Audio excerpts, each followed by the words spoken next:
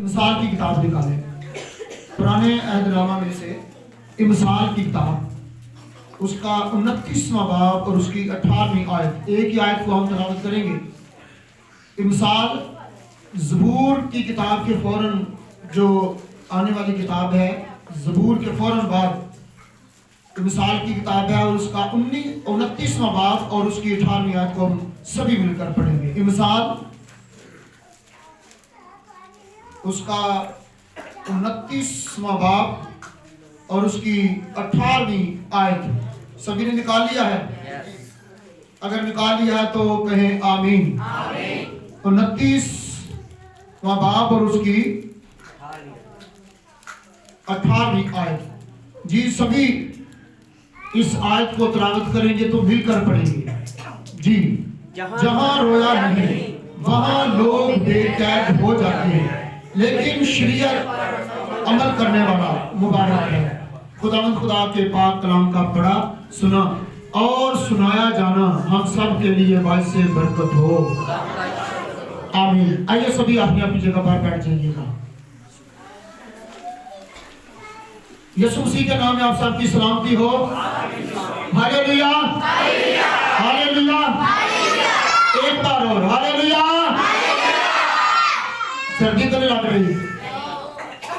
कोई बात नहीं, अगर सर्दी लग भी रही है तो कोई मसला नहीं, ये सारे मौसम खुदा की तरफ से हैं। और अगर हम गर्मी में, सर्दी में बाकी सारे काम कर लेते हैं तो हमें खुदा की इबादत भी करनी चाहिए। हालेलुया। अच्छा मौसम है, खुदावंद ने हमारी जिंदगी में अता किया कि हम सर्दी को भी सेलिब्रेट करें। आमीन। और सर्दी की परवाह नहीं करनी, गर्मी की कोई परवाह नहीं करनी। जैसा कि पौलुस कहता है कि कौन हमें मसीह की मोहब्बत से जुदा करेगा? कोई नहीं, ना गर्मी, ना सर्दी, ना जाड़ा, ना कोई और मौसम। हम सभी इसी तरह खुदा की हुजूरी में बड़े गौर के साथ खुदा के कलाम को सुनेंगे। जहां रोया नहीं वहां लोग बेकैद है। जरा मेहरबानी करके गौर से मेरी तरफ देखिएगा, मेरी तरफ मुतवज्जा रहिएगा, खुदा के कलाम को गौर से सुनिएगा। जहां रोया नहीं वहां लोग बेकैद है। जहां रोया नहीं वहां लोग बेकैद है, यानी कि जहां पर खुदा का कलाम नहीं, जहां पर कोई खुदा का कलाम सुनाने वाला नहीं, वहां पर लोग बेकैद हैं, वहां पर लोग बर्बाद हैं, वहां पर लोग तबाह हैं, वहां पर लोग परेशानियों, मुसीबतों, हलाकत का बायस हैं। जहां खुदा का कलाम नहीं, जहां कोई खुदा का कलाम सुनाने वाला नहीं, वहां पर लोग क्या हैं? बेकैद हैं।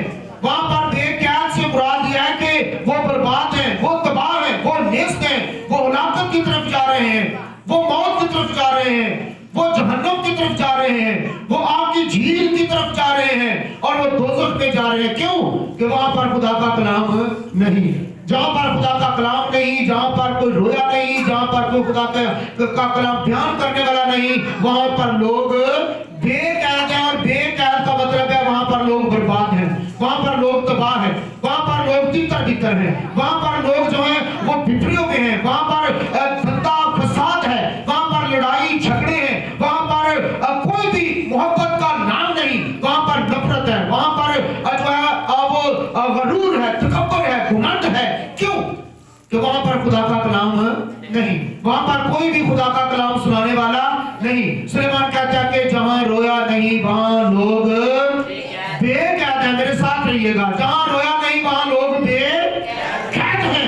और रोया का मतलब क्या है? खुदा का कलाम। रोया का मतलब है खुदा का कलाम। खुदा का कलाम है, खुदा की तरफ से रोया के जरिया से खुदा अपने बंदों से कलाम करता है, खुदा अपने बंदों से हम कलाम होता है, खुदा अपने मकसद को देता है, खुदा अपने प्लान को देता है, खुदा अपने मिशन को देता है, ताकि मेरे लोग बर्बाद ना हो, मेरे लोग बेकैद ना हो। इसलिए सुलेमान कहता है कि जहां रोया नहीं वहां लोग बेकैद हैं, वहां पर लोग बर्बाद हैं। जहां पर खुदा का कलाम नहीं, जहां पर खुदा का कलाम सुनाने वाला कोई नहीं, वहां पर सिवाय बर्बादी और तबाही के कुछ नहीं है। हम बाइबल मुकद्दस में से देखने की कोशिश करेंगे। जब खरूज की किताब उसका 32वां बाब और उसकी 25वीं आयत मेरे साथ जरा निकालें। खरूज की किताब उसका 32वां बाब और उसकी 25वीं आयत के मुताबिक हम देखेंगे कि लोग कैसे बर्बाद होते हैं। खुदा के खादमों के बगैर लोग होते हैं।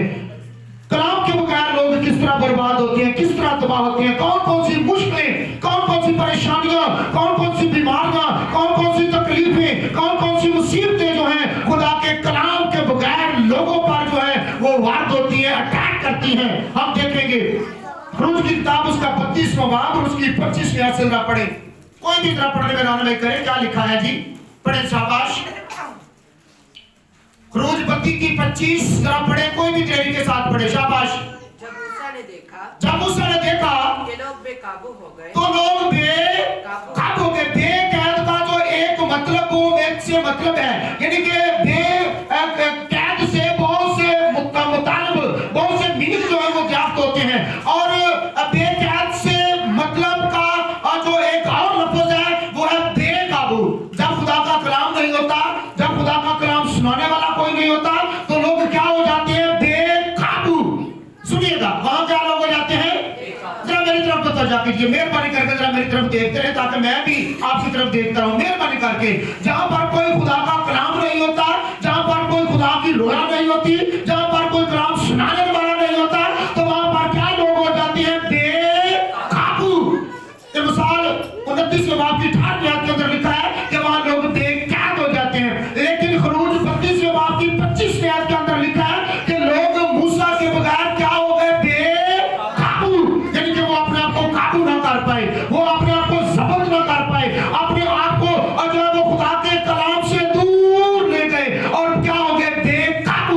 क्यों बेकाबू हो गए? क्योंकि मूसा उस वक्त उनके साथ नहीं था, मूसा उनके पास नहीं था। मूसा जो है वो खुदा से खुदा का कलाम लेने के लिए गया हुआ था। मूसा जो है वो बार बार खुदा से एक काम और कवानीन लेने के लिए गया था, और बाद में लोग क्या हो गए, बेकाबू। क्या हो गए? देखिए, जब हम खुदा के कलाम से दूर होते हैं, कलाम को नहीं सुनते, कलाम को नहीं पढ़ते, कलाम को कबूल नहीं करते, कलाम के मुताबिक अपनी जिंदगी को बसर नहीं करते, तो हम क्या होते हैं, बेकाबू। क्या होते हैं? यानी कि हम पर कोई भी काबू नहीं पा सकता सिवाय खुदा के, सिवाय खुदा के कलाम के हम पर कोई काबू नहीं पा सकता। और शरीयत में मूसा के दौर के लोग क्यों बेकाबू हो गए? क्योंकि उस वक्त उनमें कलाम सुनाने वाला नहीं था, और बाद में लोग क्या हो गए, बेकाबू। हाँ जी बेटा के बड़े क्या लिखा, लोग बेकाबू हो गए। आगे, क्योंकि हारून ने उनको बेलगाम छोड़ दिया।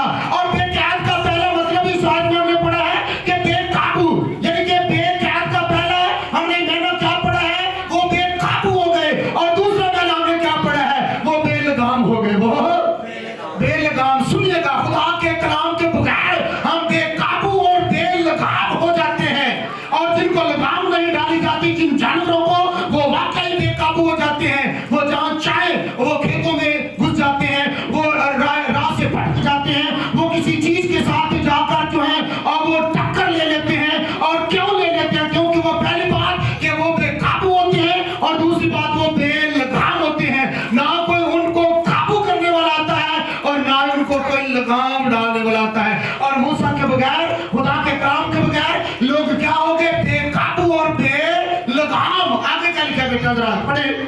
बेलगाम छोड़कर उनको उनके दुश्मनों के दरमियान जलील कर दिया। ठीक है बेटा, यानी कि बेकैद का तीसरा मतलब हमने क्या सीखा है कि वो जलील हो गए। क्या हो गए? खुदा के कलाम के बगैर, खुदा के कलाम के सुनाने वालों के बगैर हम क्या हो जाते हैं, हम बेकाबू हो जाते हैं, हम बेलगाम हो जाते हैं, और फिर जलील हो जाते हैं। क्या हो जाते हैं?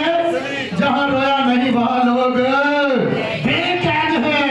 बेकैद के मीनिंग्स देखिएगा, बेकैद के मुताबिक देखिएगा, और देखिएगा कि खरूज 32वें बाब की 25वीं आयत के मुताबिक ही हमें बहुत से मीनिंग्स जो है वो बेकैद के मिल जाते हैं। पहला मतलब हमने क्या पढ़ा है, बेकाबू, और दूसरा मतलब क्या पढ़ा है हमने, बेलगाम, और तीसरा मतलब हमने क्या पढ़ा है, क्या पढ़ा है, जलील। क्या भाई?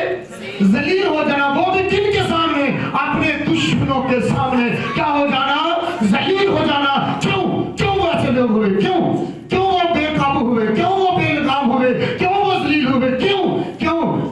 जहां रोया नहीं वहां लोग, जहां पर खुदा का कलाम नहीं वहां लोग बेकाबू होते हैं। जहां पर खुदा का कलाम नहीं होता, लोग बेलगाम होते हैं। जहां पर खुदा का कलाम सुनाने वाला कोई नहीं होता, वहां पर लोग जलील और ख्वार होते हैं।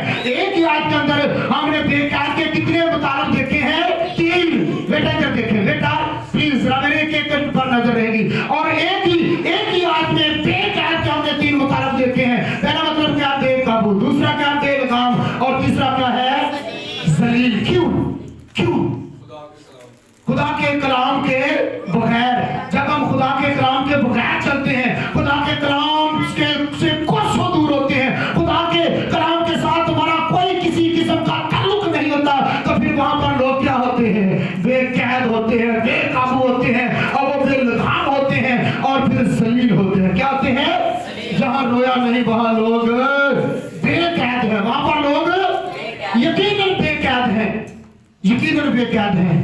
और आगे चलकर जब हम देखते हैं, और बनी इस्राइल के ताल्लुक से वहां पर भी ऐसा ही होता है, और बनी इस्राइल कौम और दूसरी अक़वाम के अंदर भी जो भी खुदा से दूर रहे, गुजरे औकात में, गुजरे द्वार में, गुजरे जमाने में, वो भी जो भी खुदा के कलाम से दूर रहे, यकीनन वो बेकाबू, बेलगाम और ज़लीलो ख्वार होते रहे, ज़लीलो ख्वार होते रहे।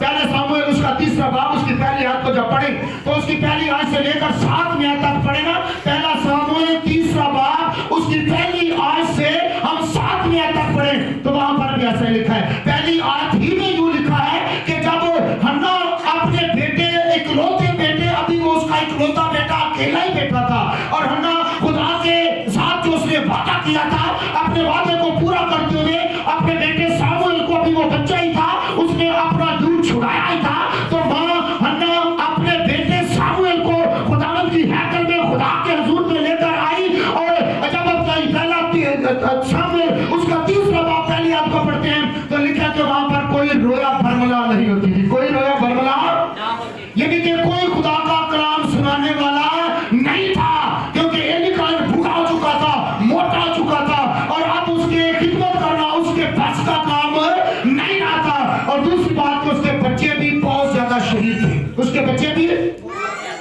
याद रखिए, हम खादमों के साथ साथ जब खिदमत करते हैं, हमारे बच्चे शरीर नहीं होने चाहिए। बच्चे, खादमों के बच्चे कैसे होने चाहिए?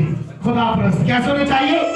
खुदाप्रस्त होने चाहिए। अगर खादम के बच्चे खुदाप्रस्त नहीं, अगर खुदा के खादम के बच्चे जो है वो खुदा से दूर हैं, कभी खुदा को वो नहीं देखना चाहते, यानी कि कलाम के जरिए से कभी खुदा को देखना नहीं चाहते, कलाम को पढ़ना नहीं पसंद करते, खुदा के कलाम को सुनना पसंद नहीं करते, खुदा के कलाम को कबूल करना पसंद नहीं, तो जहां रोया नहीं वहां लोग ये कहना है। बेशक मैं खादम हूं, अगर मेरे बेटे खुदा के कलाम से दूर है, अगर मेरे बच्चे, मेरी औलाद खुदा के कलाम से दूर है, तो आने वाले कल, बल्कि आज ही क्या होगा? बर्बादी होगी।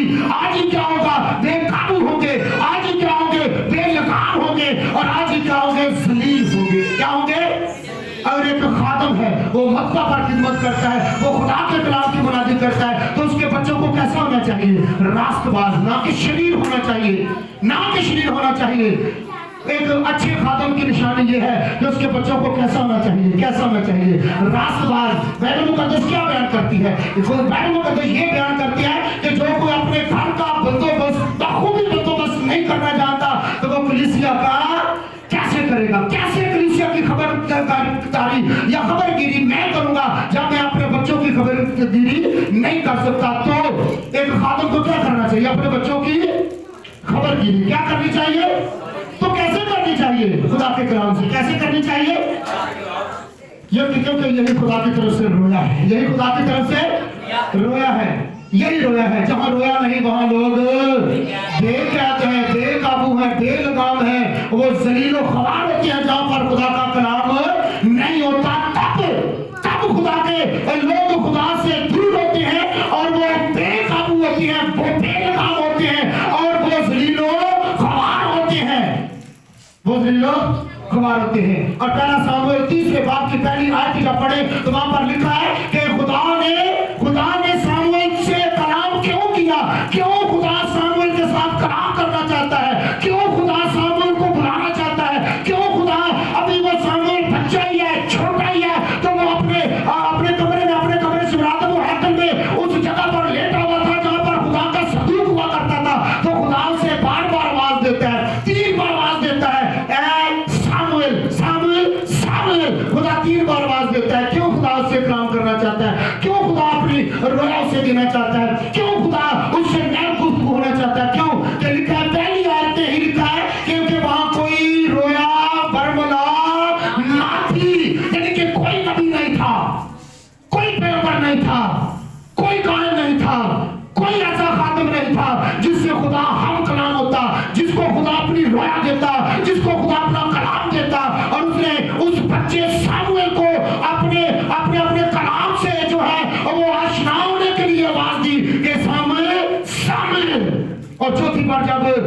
खुदा उससे कलाम कर रहा था, अपनी रोया देना चाहता था। तो सामुएल ने एलीकान के कहने के मुताबिक कहा, ऐ खुदावंद मैं हाजिर हूँ, ऐ खुदावंद मैं हाजिर हूँ, तो बता मेरे लिए क्या रोया है, बता मेरे लिए क्या कलाम है, बता मेरे लिए क्या मकसद है, क्या मेरे लिए क्या मिशन है, क्या मेरे लिए क्या प्लान है तेरा कि मैं उसे पूरा करूं। बता मैं हाजिर हूं, बता मैं हाजिर हूं, बता मेरे लिए क्या रोया है। और फिर जब आप पढ़ेंगे तो वाकई खुदा ने सामुएल को रोया दी, खुदा ने सामुएल को रोया दी, और वहां के लोग बच गए, वहां के लोग रोया। जहां रोया नहीं वहां लोग क्या है, बेकैद है। जहां पर खुदा का कलाम नहीं, कलाम सुनाने वाला नहीं, वहां पर लोग बेकैद है, बेकैद है। वहां पर क्या है, लोग बेकैद है। एलीकाइन वो इतनी अच्छी खिदमत नहीं कर रहा था, करता भी होगा, लेकिन उसके बच्चों की वजह से उसकी सारी खिदमत जो है वो बेकार नजर आती है। क्यों? क्योंकि जो अपने बच्चों पर कंट्रोल नहीं कर पाता वो खिदमत नहीं कर सकता, वो खिदमत नहीं कर सकता। एली का भी यही हाल था, एलीकाइन का भी यही हाल था। इसलिए तो खुदा ने उसके बच्चों को छोड़कर एक और बच्चे को जिसका नाम शामुएल था उसको रोया दी, उसको कलाम दिया, उसके साथ उसने प्लान बनाया, उसको अपने मकसद या मिशन को बताया कि तू ऐसा करना, तू ऐसा करना, मैं जो जो कहूंगा तू ऐसा ही करते जाना। ये है खुदा की रोया। जहां रोया नहीं वहां लोग बेकैद हैं, बेकाबू हैं, बेलगाम हैं, ज़िल्लोख्वार हैं, क्योंकि वहां पर कोई रोया देने वाला, कोई रोया देखने वाला, कोई रोया सुनने वाला, कोई रोया को कबूल करने वाला नहीं। और जहां पर खुदा का कलाम नहीं वहां पर लोग तितर हैं, वहां पर लोग जो है और वो भटके हुए हैं, वहां पर लोग हलाकत का बायस है।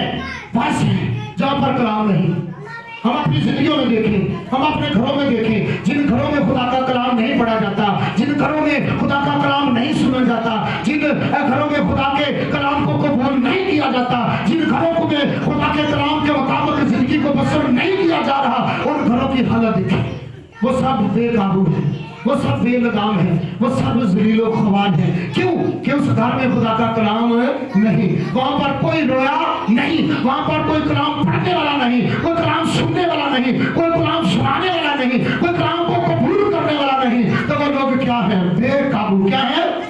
वो लोग बेकाबू है कलाम के मुताबिक, खुदा के कलाम के मुताबिक। मैं बात से बात नहीं कर रहा। जब आप पढ़े यशायाह नबी का सीफा, उसका पहला बाब और उसकी दूसरी आयत को पढ़े तो वहां पर क्या लिखा है? वहां पर लिखा कि सुन है आसमान और कान लगा है जमीन, मैंने लड़कों को पाला और पोसा और इन्होंने मेरे साथ सरकशी की। खुदा कहता है कि मैंने अपने लोगों को पाला, पोसा, इनकी परवरिश की, इनको जवान किया, और अब ये मुझसे सारे कशी करते हैं, यानी कि मेरे कलाम को नहीं सुनते, मेरे कलाम को नहीं पढ़ते, मेरे कलाम को कबूल नहीं करते। और इसलिए मैं क्या करूंगा जरा मेरे साथ यशायाह नबी का सीफा, उसका पहला बाब और उसकी छठी आयत को कोई पढ़े। शाबाश।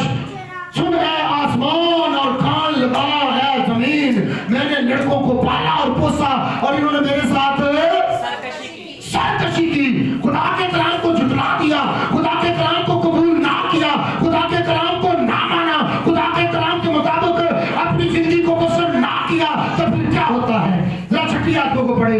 यशायाह नबी का सीफा, उसका पहला बाब, उसकी छठी आयत हम बहन के साथ मिलकर पढ़ेंगे। जी क्या लिखा बहन जी? छठी आयत से यशायाह नबी का सीफा पहला बाब, उसकी छठी आयत में क्या लिखा है? छठी आयत से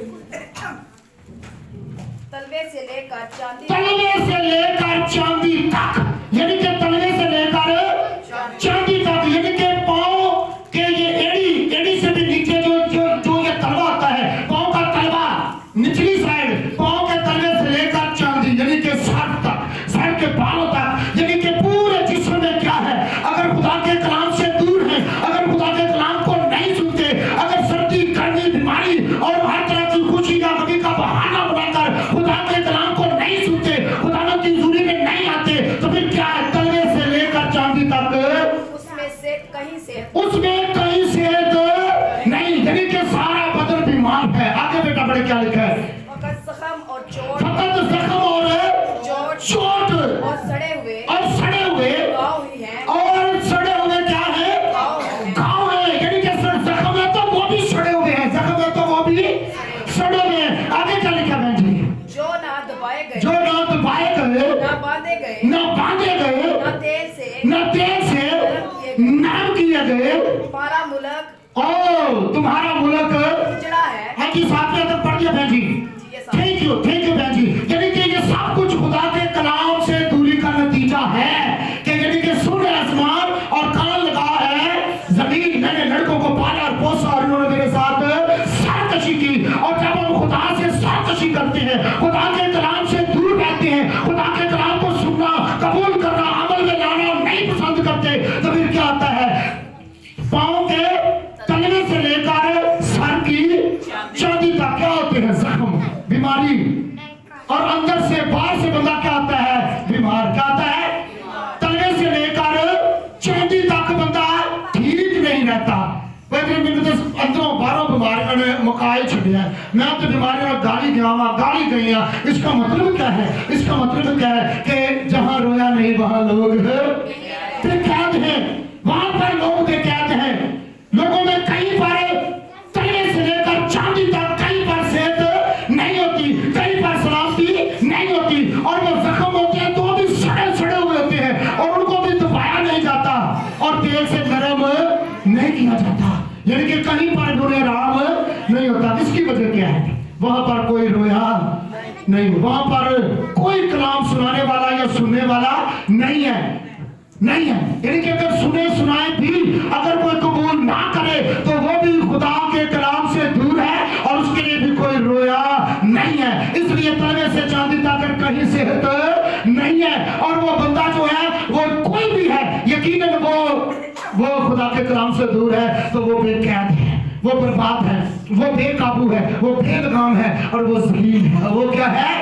वो जलील है। मैंने आज भी बहुत से अपने बहन भाइयों को देखा है जो खुदा के कलाम से दूर है। वाकई वो बेलगाम भी है, वो बेकाबू भी है और वो जलील भी है। लेकिन उन्हें अभी तक मात नहीं आ रही। अभी तक मात, वो कहते हैं कि कोई बात नहीं, आती है जाती है, जाता है आता है, कोई बात नहीं, हम बेकाबू है, कोई बात नहीं, बेलगाम है, कोई बात नहीं, ज़लील व ख्वार है, कोई बात नहीं। लेकिन फिर भी वो खुदा के कलाम से कोसों दूर है। ज़मीन आसमान जैसे कि आसमान और ज़मीन का फर्क है, उन्हें कोई असर नहीं होता। जहाँ रोया नहीं वहां लोग बेकैद है, वहां पर लोग बेकैद है। जरा यशायाह नबी का सीफा उसका 5वां बाब भी जरा इसी के साथ निकाले। यशायाह नबी का सीफा उसका 5वां बाब उसकी 11वीं और 12वीं आयत को भी पढ़े तो क्या लिखा है? शाबाश, कोई भी जरा पढ़ने में रहनुमाई कर सकता है। यशायाह नबी का सहीफा उसका 5वां बाब उसकी 11वीं 12वीं 13वीं और 14वीं आयत तक जरा कोई भी पढ़ने में रहनुमाई कर सकता है। खड़ा होकर कोई भी भाइयों में से या बहनों में से पढ़ सकता है, कोई भी पढ़ सकता है। शाबाश, क्या लिखा बहन जी? उन पर अफसोस जो सुबह सवेरे उठते हैं ताकि नशाबाजी के दर पे हो। यानी कि जो खुदा के कलाम से दूर है वो नशे के बड़े करीब हैं। वो सुबह उठते हैं और उठकर क्या करते हैं? वो अपना नशा करते हैं, वो शराब नोशी करते हैं, वो सिगरेट नोशी करते हैं और वो चरस नोशी करते हैं, वो अफीम खाते हैं, वो मुख्तलिफ नशों में मुब्तला है क्योंकि वो खुदा के कलाम से दूर है। खुदा के कलाम से अफसोस उन पर अफसोस जो सुबह उठते ही नशा करते हैं तो उस वक्त रात को भी नहीं सोते जब तक नशा ना कर ले। और वो लोग कैसे हैं? बेकाबू हैं, वो लोग बेलगाम और जलील हैं जो इस तरह खुदा के कलाम के खिलाफ काम करते हैं। आगे क्या लिखा है? डॉक्टर साहब पढ़े क्या लिखा है? और जो रात को जागते हैं जब तक शराब उनको भड़का ना दे तो फिर क्या आता है?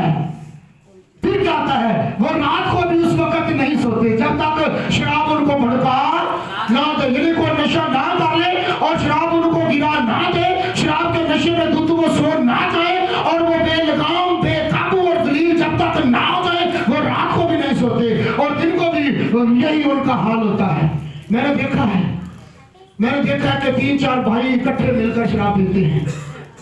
मैं सगे भाइयों की बात कर रहा हूँ, सगे भाइयों की जो एक ही माँ के बदन से, माँ के पेट से पैदा हुए हैं। मैं सगे भाइयों की बात कर रहा हूँ। मैंने खुद देखा है कि वो 3-4 2-3 भाई इकट्ठे बैठ जाओ, चलो खोलो, चलो कटो, शराब का नशा, चरस का नशा, सिगरेट नोशी का नशा, और सभी भाई बैठकर इस तरह नशा करते हैं, शराब नोशी करते हैं, सिगरेट नोशी करते हैं और कोई भी नशा करते हैं जैसे वो एक दूसरे को जानते ही नहीं। इसका क्यों ऐसा करते हैं? क्यों?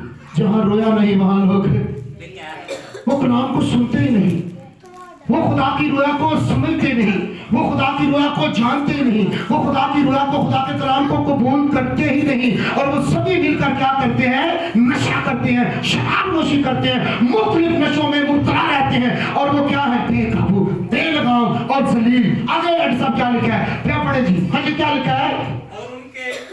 और उनके जश्न की महफिलों में बरबत और बरबत और सुतार और दफ और बीन और शराब है। क्या भाई? सारा म्यूजिक है, सारा। अब देखें आप, खुदा माफ करे, कभी आज तक मैंने क्लब को देखा भी नहीं, लेकिन सुनने में आया है कि ऐसा होता है। वहां पर सारा म्यूजिक होता है, सारा। और म्यूजिक के साथ साथ क्या होता है? नशा। क्या होता है? सारा नशा, हर तरह का साज, हर तरह का म्यूजिक होता है। और वहां पर क्या होता है? म्यूजिक साज किसके लिए बजाए जाते हैं? नशे के लिए, ताकि हम नशा करें। और उनकी हर महफिलों में हर किस्म का, हर तरह के मौसीकी के आलात होते हैं, लेकिन वो क्या होते हैं? क्योंकि वो नशा करें, शराब पिए, शराब में धुत हो जाए और लोगों के साथ बदतमीजी करें। और ये क्यों है? क्यों है? जहां रोया नहीं वहां लोग है। वो अपने आप को समझते हैं कि हम बड़ी दिलेरी कर रहे हैं, हम बड़े ताकतवर हैं, हम बड़ी जुर्रत का मुजाहरा कर रहे हैं, हम जैसा कोई नहीं। लेकिन याद रखिए, कलाम क्या कहता है कि जहां रोया नहीं वहां लोग है, बेकायदे, बेकाबू, बेलगाम और जलील हैं। और आगे साहब क्या लिखा है? क्या पढ़े के क्या लिखा है? हाँ जी। लेकिन वो खुदावंद के काम को नहीं सोचते और उनकी हाथों की कारागरी क्या गौर? ठीक है साहब, यानी कि वो कुछ भी नहीं करते, कुछ भी नहीं करते। ये शराब का बड़ा धंधा है, याद रखिए, ये बहुत बड़ा कारोबार है। मैंने देखा है कि जिनके ये अपने कारोबार है शराब के, वो बड़े अमीर होते हैं। वाकई गाड़ियां अच्छी, घर बार अच्छा, और ये भी वेल ड्रेस होते हैं। क्यों? और धंधा विषय क्या है? शराब का धंधा क्या है? प्रगट बने हैं, इजाजत है, और उन्होंने हमारी कौम का, मुल्क का नाम बदनाम कर रखा है। और वो अपनी बदनामी को भी ठीक तरीके से नहीं समझ पाते और लगातार धंधा करते रहते हैं, लगातार धंधा जारी रखते हैं। लेकिन ये वजह क्या है कि जहां रोया नहीं वहां लोग, उनकी जिंदगी में कोई रोया नहीं, उनकी जिंदगी में कोई खुदा का कलाम नहीं है, इसलिए वो ऐसी हरकतें करते हैं। और खुदा भी रूमियों के खत के मुताबिक उन्हें ऐसी हरकतें करने देता है ताकि वो और ज्यादा गुनाह में बढ़ते जाएं और एक दिन आए और फिर वो क्या करें? वो आग की झील में डाले। ये आग की, हालांकि खुदा ने आग की झील इंसानों के लिए नहीं, शैतान और उसके करिंदों के लिए बनाई है। अगर कोई शराब को जैसे काम करता है, शैतानी के काम करता है, तो फिर आग की झील उनके लिए भी है, उनके लिए भी, याद रखिएगा। और इस तरह से वो ऐसे काम करते तो रहते हैं, खुदा से दूर तो रहते हैं, और वो खुदा के कलाम को सुनते तक नहीं। उनकी जिंदगी में कोई खुदा के कलाम की रोया होती ही नहीं, और वो तबाह बर्बाद है। वो क्या है? जितना मर्जी वो कारोबार कर ले, जितना मर्जी वो धंधा कर ले, जो मर्जी कर ले, जब उनकी जिंदगी में खुदा का कलाम नहीं, कोई रोया नहीं, तो वो बेकैद है। वो क्या है? क्योंकि कलाम कहता है कि जहां खुदा का कलाम नहीं वहां पर लोग बेकैद हैं, बेकाबू, बेलगाम और जलील है। क्या है? जलील है, वहां पर लोग जलील हैं। होशिया नबी के सीफे के अंदर हमने पढ़ा, हम पढ़ते हैं उसका चौथा बाब उसकी 6वीं आयत के मुताबिक लिखा कि मेरे लोग अदमे मार्फत से हलाक हुए, मेरे लोग अदमे मार्फत से हलाक हुए। खुदा है, खुदा के लोग, खुदा कहता है कि मेरे लोग, खुदा कहता है मेरे लोग, खुदा कहता है किनके लोग? वो ये नहीं कहता कि मेरे दुश्मन। होशिया चौथा बाब और उसकी 6वीं आयत के अंदर लिखा है कि मेरे लोग, किसके लोग? खुदा कहता कि मेरे हैं मेरे लोग, लेकिन अदमे मार्फत से हलाक हुए, अदमे मार्फत से हलाक हुए। इसका भी मतलब यही है कि जहां रोया नहीं वहां लोग बेकैद हैं, जहां पर खुदा का कलाम नहीं वहां पर लोग हलाकत का बाइस बनते हैं। खुदा से दूरी, खुदा के कलाम से दूरी, खुदा की रोया से दूरी हलाकत का बाइस है। होशिया चौथे बाब की 6वीं आयत इस बात को बयान करती है कि मेरे लोग अदमे मार्फत से हलाक हुए, मेरे लोग अगर लोग मर रहे हैं, अपनी मौत पे जा रहे हैं, अपनी मौत को हासिल कर रहे हैं, तो इसका मतलब है अदम मार्फत। क्या है? यानी कि खुदा के कलाम से दूरी, खुदा के कलाम से दूरी, यानी कि खुदा की रोया से दूरी। उनकी जिंदगी में कोई खुदा का मिशन नहीं, खुदा का कोई मकसद नहीं, कोई खुदा की रोया नहीं, कोई खुदा का कलाम नहीं, इसलिए वो हलाकत का बायस है। मेरे लोग अदम मार्फत से हलाक हुए। आमोस की किताब उसका 8वां बाब मेरे साथ निकाले। आमोस की किताब उसका 8वां बाब उसकी 11वीं और 12वीं आयत में कोई भी पढ़ने में रहनुमाई कर सकता है। आमोस की किताब मेरे साथ निकाले। जो बाइबल मुकद्दस को पढ़ने वाले हैं, होशिया के आगे यूएल है और यूएल के आगे फरो जो है, अब वो हमें आमोस की, नहूम की और फिर उसके बाद हबक्कूक की किताब हमें नजर आएगी। इससे पीछे जो है वो हम देखेंगे कि आमोस की किताब है। यूएल की किताब में फौरन बाद जो है वो हम देखें तो 8वें बाब की 11वीं और 12वीं आयत को कोई भी जरा पढ़ने में रहनुमाई कर सकता है। शाबाश पढ़े, जो पहले निकाले वो जरूर पढ़े। शाबाश पढ़े। खुदावंद खुदा फरमाता है, देखो वो दिन आते हैं, देखो वो दिन आते हैं कि मैं इस मुल्क में कि मैं इस मुल्क में कैद डालूंगा। सुनिएगा, खुदा कहता है कि वो दिन आएंगे कि मैं इस मुल्क में कैद डालूंगा, काल डालूंगा, मैं इस मुल्क में फुकदान डालूंगा। किस चीज का काल होगा?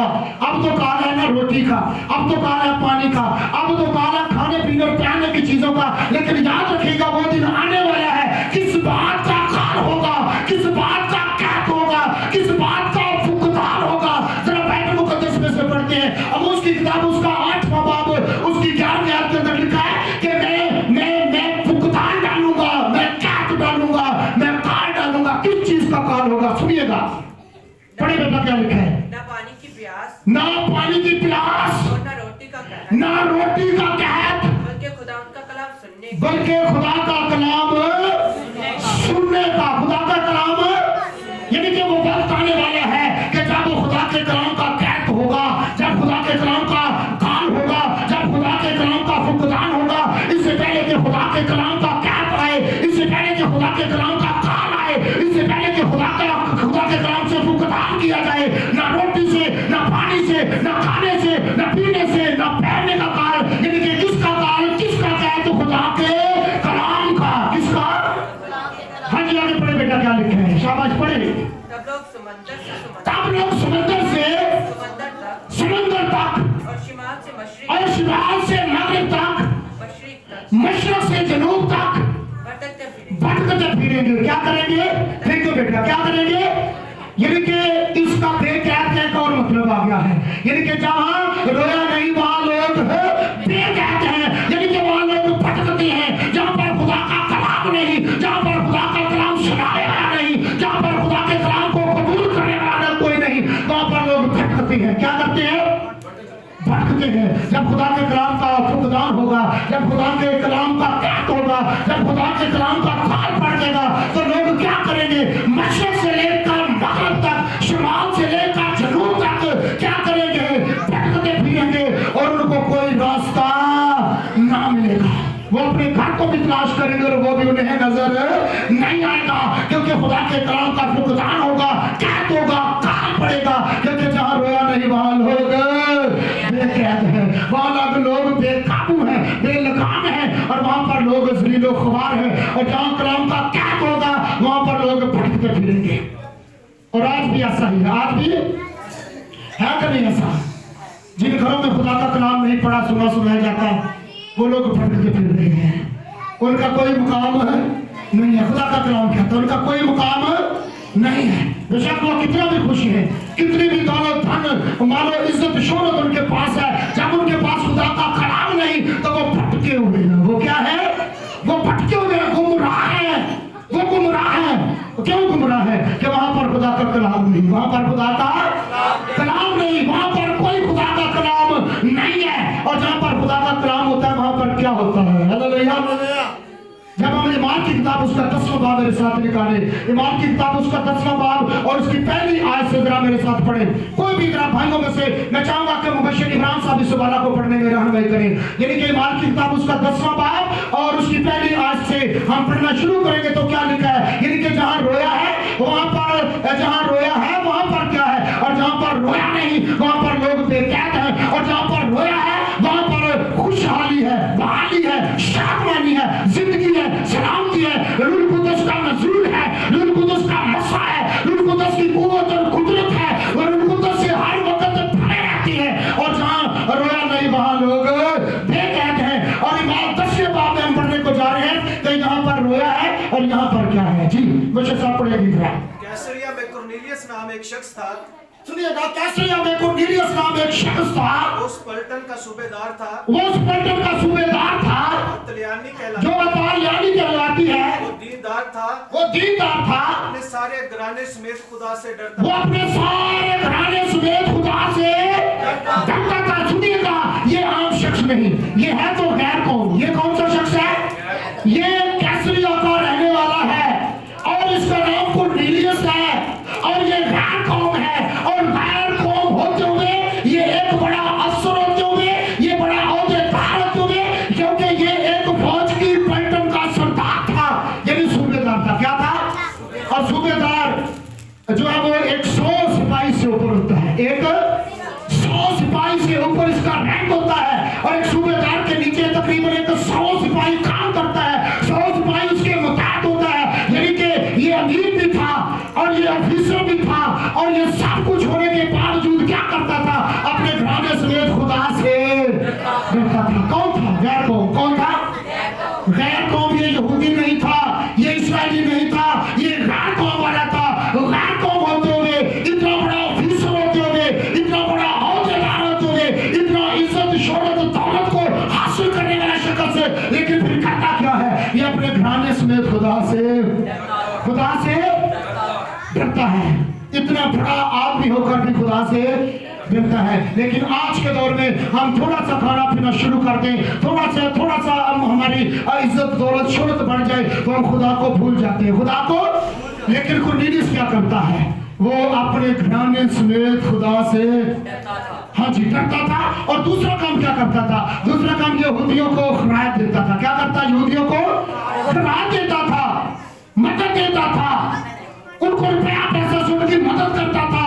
और ये खुदा से डरता हुआ, यहूदियों की मदद करता हुआ, खिरायत देता हुआ क्या करता है? एक दिन इसके साथ एक ऐसा वाक़या पेश आया। वो वाक़या कौन सा था? बच्चे साहब पढ़े क्या लिखा है? वो क्या कर रहा था और उसके साथ क्या भरना हुआ? हाँ जी, उसने तीसरे पैर के करीब रोया में उसने तीसरे पैर। सुनिएगा, उसने कौन से पैर है? सुनिएगा, पैर कौन सा है? तीसरा। एक सुबह होती है, एक दोपहर होती है, और एक सुपहर होती है, और एक शाम होती है।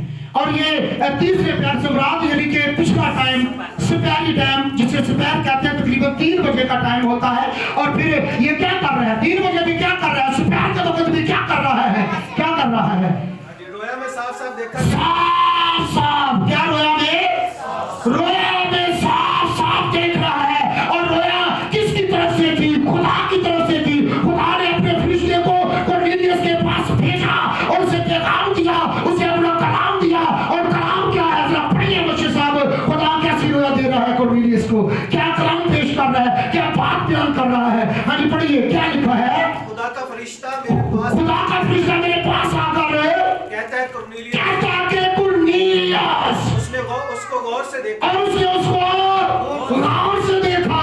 यानी कि कुरनेलियस गैर कौम था, गैर यहूदी था, और ये खुदा के साथ फिर भी वफादार था, और खुदा के साथ ये गुफ्तगू होता था, ये दुआ करता था। और आज भी 24 के मुताबिक वो दिन के सुबह में, दिन के 3 बजे के करीब जब वो दुआ कर रहा है, तो उसे खुदा की तरफ से रोया आती है। हालेलुया, खुदा की तरफ से। यहाँ देख रहे हैं कि यहाँ पर खुदा रोया दे रहा है, कुरनेलियस को रोया दे रहा है, कुरनेलियस को कलाम दे रहा है, कुरनेलियस के साथ में गुफ्तगू हो रहा है, बातचीत कर रहा है। और क्या कहता है? हाँ जी क्या कहता है जी? कहा खुदावन क्या है? कुरनेलियस ने डाककर कहा खुदावंद क्या है? इसका मतलब क्या है? ये नहीं कहते खुदावंद तेनू की नहीं, ये इसका मतलब है नहीं। खुदावंद क्या है? इसका मतलब खुदावंद मेरे लिए क्या है? मेरे लिए क्या रोया है? मेरे लिए क्या कलाम है? मेरे लिए क्या ख्वाब है? मेरे लिए क्या तू बताना चाहता है? मेरी जिंदगी के अंदर, मेरे घराने के अंदर तू क्या करना चाहता है? खुदा क्या है? तो खुदा ने क्या कहा? क्या खुदा ने रोया दिल से? हाँ जी, उसने उससे कहा तेरी दुआएं उसने उसे कहा तेरी दुआएं, सुनिएगा, हमारी दुआएं कभी रायमा नहीं जाती, हमारी दुआएं कभी रुक नहीं जाती है। वक्त आता है कि खुदा हमारी दुआओं को सुनता, कबूल करता और उनका जवाब देता है, लेकिन दुआएं जारी रखे। क्या लिखा है तेरी दुआओं का? तेरी दुआएं और तेरी खैरात, तेरी दुआएं और तेरी खैरात। बहुत से लोग हदिये के दौरान में यकियां देते हैं, लेकिन वो कहते हैं हदिया भी देते हैं, चंदा भी देते हैं, दायकी भी देते हैं, चर्च भी जाते हैं, दुआएं भी करते हैं, लेकिन हासिल कुछ भी नहीं होता। लेकिन ये कॉर्नेलियस ना जाने कब से ऐसा कर रहा था। हालेलुया, हालेलुया, ना जाने कब से कर रहा था। इसके दिल में भी ये नहीं होगा कि मेरी दुआओं का जवाब मुझे मिलेगा और मेरी खैरात का, मेरी मदद का, मेरे चंदे, मेरे हदिये का, मेरे नजरानों का मुझे जवाब मिलेगा। लेकिन एक दिन आया, इसकी दुआओं का जवाब भी मिल गया और इसकी खैरात का भी जवाब मिल गया। अपनी खिदमत को जारी रखे, अपनी दुआओं को जारी रखे, अपनी खैर और खैरियत को जो खुदा के लिए करते हो उसे जारी रखे। एक वक्त आएगा कि खुदा सब कुछ अकाउंट कर रहा है। हालेलुया, खुदा सब कुछ अकाउंट कर रहा है, खुदा सब कुछ हिसाब में ला रहा है, खुदा सब कुछ लिख रहा है। हम कब कब दुआ करते हैं, कब कब खैरात देते हैं, कब कब हदिया देते हैं, कब कब चंदा देते हैं, कब कब खुदा के कलाम को सीखते, सिखाते, सुनते, सुनाते, इसे कबूल करते और इसे अमल में लाते हैं। खुदा सब कुछ अकाउंट कर रहा है, सब कुछ अकाउंट कर रहा है, सब कुछ अकाउंट कर रहा है। लेकिन एक वक्त आएगा कि कॉर्नेलियस की तरह एक ही वक्त में सब कुछ मिल जाएगा। हालेलुया, जहां रोया है वहां लोग बेकैद नहीं, जहां रोया है वहां पर लोग खुशहाली है, खुशहाल है, शादमान है, वहां पर लोग सलामती से रहते हैं, क्योंकि वहां खुदा का कलाम है। और कॉर्नेलियस की जिंदगी में, उसके घराने में खुदा का कलाम आया और उसकी जिंदगी में देखिए क्या चेंजिंग आई, क्या तब्दीली आई। हाँ जी, क्या लिखा बच्चों साहब? याफा में आदमी बेचकर और याफा में आदमी भेजकर शमौन को जो पतरस कहलाता शमौन को जो पतरस कहलाता है बुलवाले, वो शमौन दबाग के यहाँ वो शमौन दबाग के घर के यहाँ, यानी कि उसके घर में उसके यहाँ मेहमान है, जिसका घर समुद्र के किनारे, जिसके घर समुद्र के किनारे है। उसका घर कहाँ था? देखिए बच्चों साहब, उसका घर कहाँ था? उसका घर कहाँ था? और रोया किसको आई? बताइए, रोया किसको आई? सभी बताइए, रोया किसको आई? कॉर्नेलियस कौन था? हाँ जी, हाँ जी, गैर कौम, यहूदी कौम नहीं था, गैर यहूदी था। इसे यहूदी गैर कौम कहते हैं, और वो यहूदी नहीं था, वो इस्राएली नहीं था, गैर कौम था, गैर यहूदी था। और वो क्या करता था? करता क्या था कॉर्नेलियस? क्या करता था? शाबाश, सभी बोले ना, मैं कुछ बोलिया करो।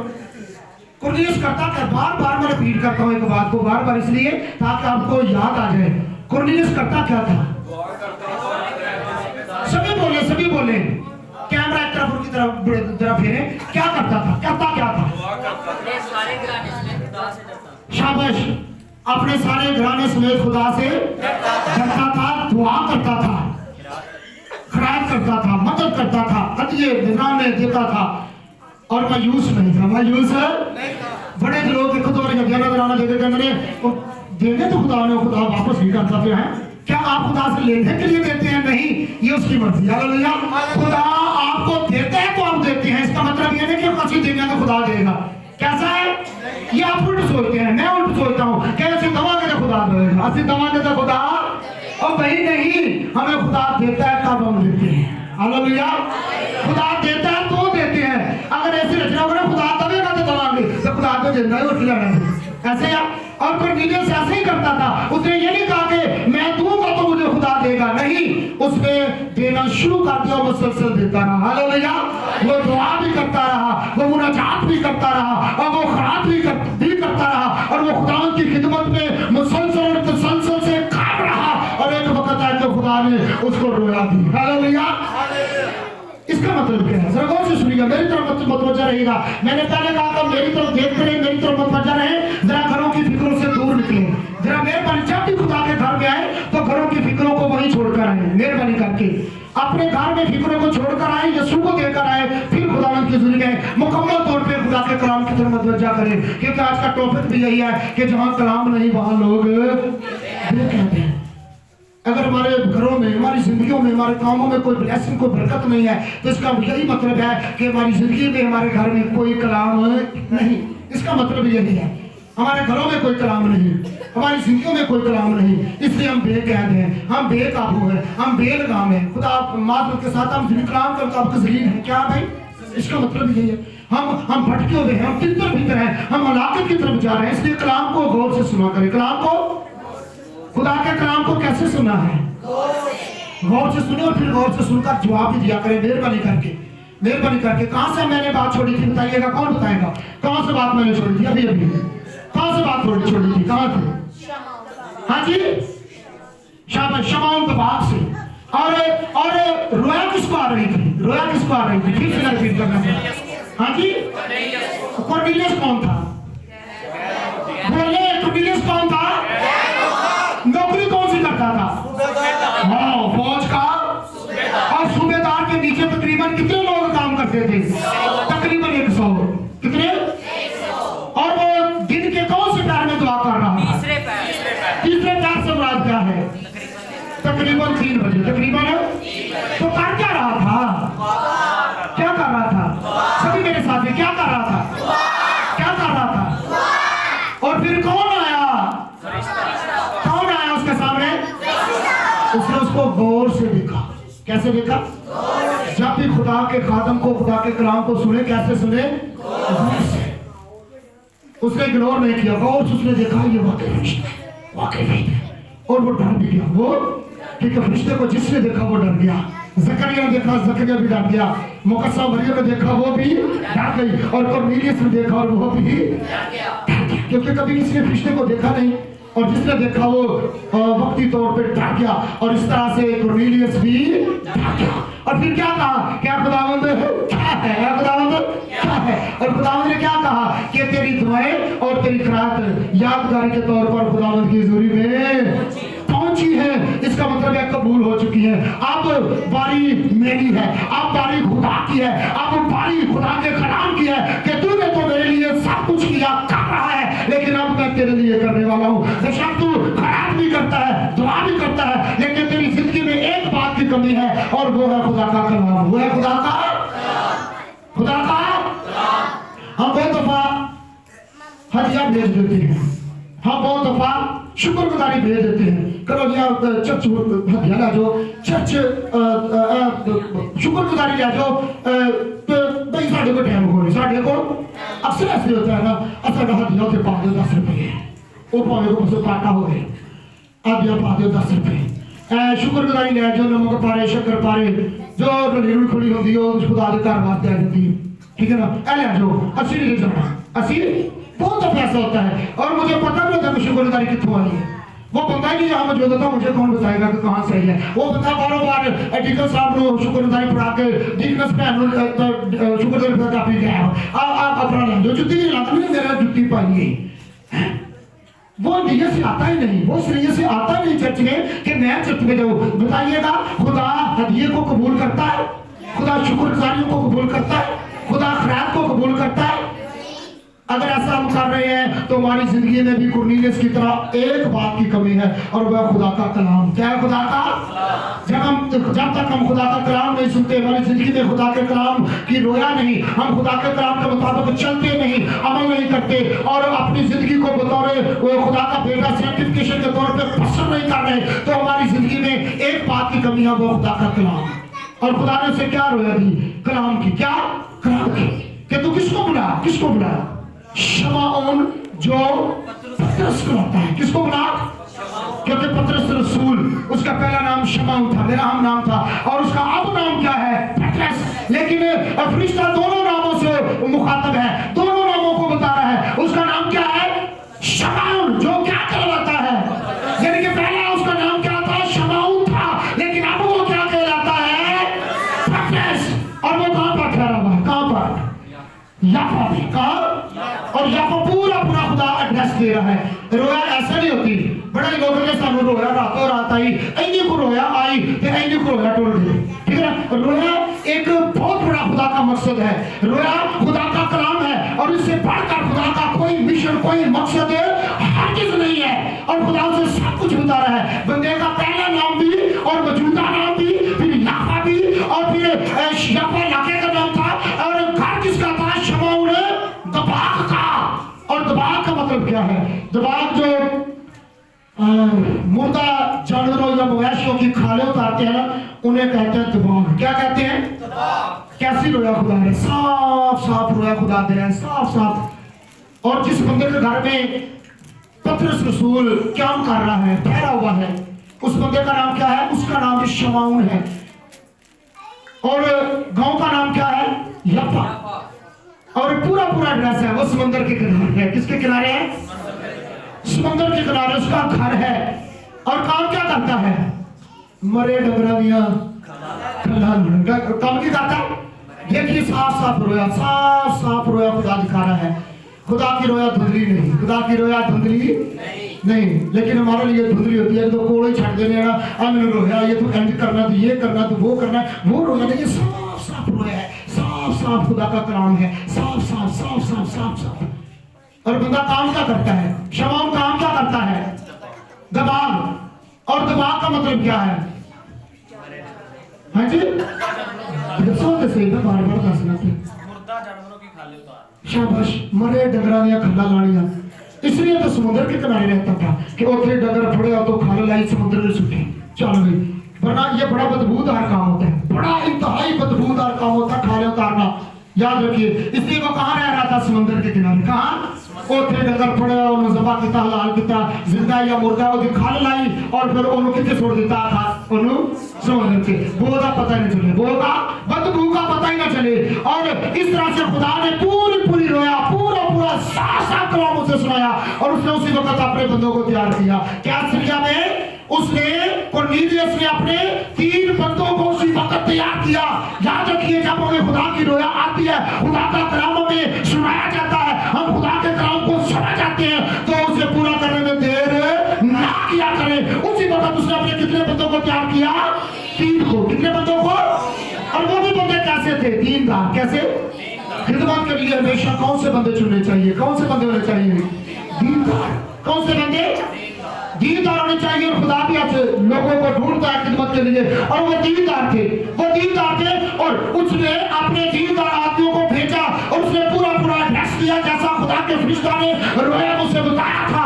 और वो डायरेक्टली उस एड्रेस के मुताबिक, पते के मुताबिक उस घर में पहुंच गए। और खुदा का बंदा पतरस रसूल क्या कर रहा था? वो भी क्या कर रहा था? वो भी दोपहर के वक्त। कब?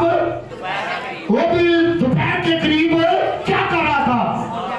दुआ। और कहां पर कर रहा था? जगह कौन सी थी? घर का छत। और पतरस रसूल घर के छत के ऊपर दोपहर के वक्त क्या कर रहा था? दुआ। क्या कर रहा था? क्योंकि दुआ का कोई वक्त नहीं, आप जब भी दुआ कर सकते हैं, करें, जरूर करें। सुबह को करें, दोपहर के वक्त करें, दोपहर के वक्त करें, शाम के वक्त करें, और रात के वक्त करें, और फजर के वक्त भी आप करें। और जब भी आप दुआ कर सकते हैं, खुदा आपकी दुआ को सुनता है। हालेलुया। और पतरस रसूल दोपहर के वक्त छत पर, कोठे की छत पर क्या कर रहा था? दुआ। क्या कर रहा था?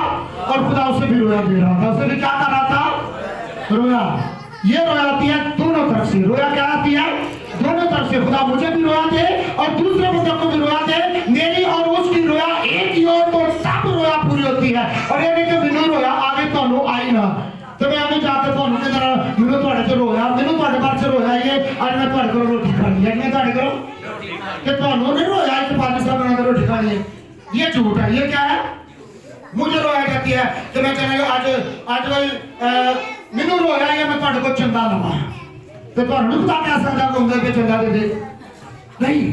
मुझे रोया है कि मुझे खुदा ने रोया दिया कि मैंने को पेंट कोट लेकर दो, मुझे रोया है मुझे कपड़े लेकर दो। आप तो मेरे मंगेरा साहब है, डॉक्टर को और रोया था चिल्ला ना लगो, रोया को बीच में ना ले। उसे साहब कहते भाई मैं आपका ਤੁਹਾਡੇ को कपड़े लेने थे, ਤੁਹਾਡੇ को पैंट को लेना, ਤੁਹਾਡੇ को जुत्ती लेनी है, जुत्तियां नहीं जुत्ती, ठीक है ना। और फिर मैं ਤੁਹਾਡੇ ਕੋਲੋਂ भाई चंगा लेना है। ऐसे रोया ਨੂੰ ਵਿੱਚ ਨਾ लगो, खुदा के नाम ਨੂੰ ਵਿੱਚ। अगर रोया नहीं आई तो फिर उसको ना बीच में लाए, अगर रोया आई है तो फिर कुरनेलियस की तरह बताए। हालेलुया। फिर कुरनेलियस की तरह बताए कि मुझे रोया आई है, और रोया साफ आई है। रोया में कोई धुंधलापन हरगिज नहीं है, हरगिज नहीं है। और जो ऐसी झूठी रोएं एक दूसरे को बताते हैं वो झूठ है। वो क्या है? और झूठी रोयों के बारे में भी बाइबल मुकद्दस में बहुत दफा मुतअद्दिद बार लिखा हुआ है कि बहुत से लोगों ने झूठी रोएं देखी और उनका इलाज बाद में फिर खुदा ने खूब कर दिया। लेकिन हमें क्या करना चाहिए? फिर वो रोया क्या थी? जब हम ईमान की किताब उसका 10वां बाब उसकी 22वीं आयत को पढ़ते हैं तो वो रोया ये थी, वो खुदा कहता है कि जा और जाकर पत्र रसूल को अपने घर बुला ताकि वो तुझे मेरा कलाम सुनाए। मैंने पहले बताया कि रोया जो है वो खुदा का कलाम है। रोया जो है खुदा का कलाम है। खुदा के कलाम को ले, ये रोया है। खुदा के कलाम को सुने, ये रोया है। खुदा के कलाम को पढ़े, ये रोया है। खुदा के कलाम को कबूल करे, ये रोया है। खुदा के कलाम के मुताबिक अपनी मसीह जिंदगी को सर्टिफिकेशन के तौर पे ऐसे खुदा के बेटे तुम्हें पसंद करे, ये आप रोया पूरी कर रहे हैं। ये रोया एक तरफ से नहीं, रोया दो तरफ से होगी। हालेलुया। जहाँ रोया नहीं वहाँ लोग बे कहते हैं, वहाँ लोग बे कहते हैं। अगर मेरी और आपकी जिंदगी में कोई रोया नहीं, कोई मकसद नहीं, कोई प्लान नहीं खुदा का, कोई मिशन नहीं, तो फिर हम बर्बाद हैं। हम क्या हैं?